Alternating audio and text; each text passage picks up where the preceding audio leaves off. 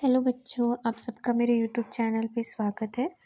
तो बच्चों, आज के लिए मैं कहानी लेके के आई हूँ धैर्य और समझदारी तारों की कहानी। जी हाँ, तो स्टार्ट करने से पहले आप मेरे चैनल को लाइक करें, सब्सक्राइब करें और शेयर करें। तो चलो दोस्तों, हम कहानी शुरू करते हैं, जो तारों की कहानी है। एक समय की बात है जब आसमान में अनगिनत तारे चमक रहे थे। हर तारा अपनी खूबसूरती से और चमक से दूसरों को प्रेरित कर रहा था, लेकिन इनमें सबसे प्रिय था एक तारा जिसका नाम था ध्येय। ध्येय तारा सभी के दिलों में रहता था, क्योंकि वह हर दुखी मन को खुश कर देता था। ध्येय तारा अपनी कहानी सुनाने के लिए तारों के बीच सभा बुलाता था। एक बार एक छोटा सा तारा जिसका नाम शौर्य था, बड़े उत्साह से सभा में आया। शौर्य जवान और उत्साही था, लेकिन वह अकेला चमकता था।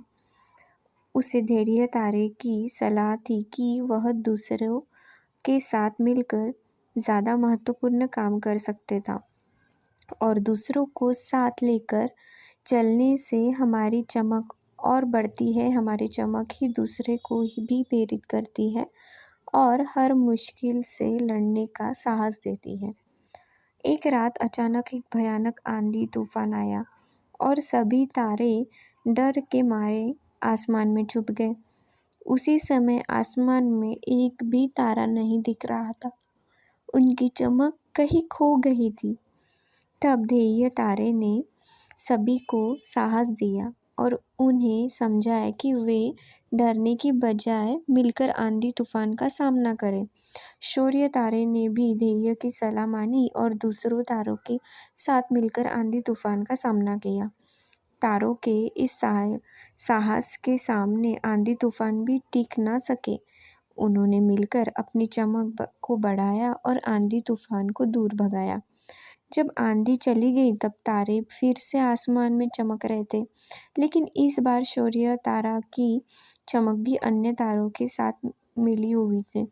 शौर्य ने धैर्य को धन्यवाद दिया, क्योंकि उसने सिखाया कि जब हम एकजुट होते हैं तो हम किसी भी मुश्किल का सामना कर सकते हैं।